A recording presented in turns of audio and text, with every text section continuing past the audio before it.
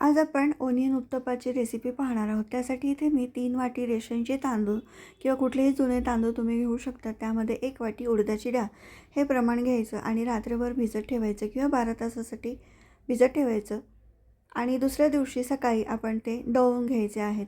तर दळताना आहे ना, आपण जेव्हा दळायला घेणार त्यावेळेला एक 10 मिनिटासाठी एक मूठभर पोहे ना भिजवून ठेवायचे आणि आपण जेव्हा डाळ आणि तांदूळ दळतो त्यामध्ये पोहेसुद्धा दळून घ्यायचे आणि आपण हे पीठ आहे ना मग नंतर फर्मेंट करायला ठेवायचं.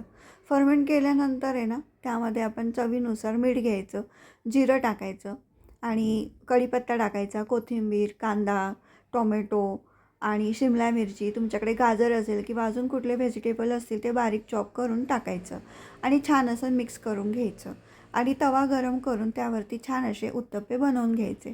आता माझ्याकडे जो डोश्याचा प्रॉपर तवा असतो ना तो नाही आहे, म्हणून मी रेग्युलर पोळीचा भाकरीचा जो तवा असतो त्यावरच करते.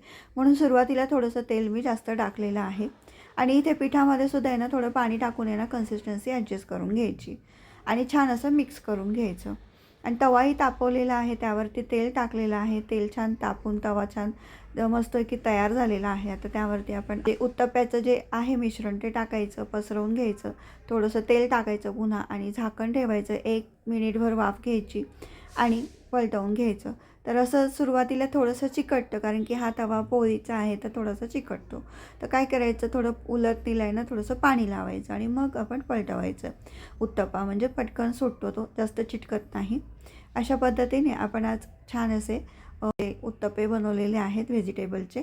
तर तुम्हाला ही रेसिपी कशी वाटली, तुम्ही कोणत्या कोणत्या प्रकारच्या भाज्या टाकता उत्तप्प्यामध्ये किंवा प्लेन फक्त ओनियन उत्तप्पा बनवतात हे तुम्ही मला कमेंट बॉक्समध्ये सांगू शकतात.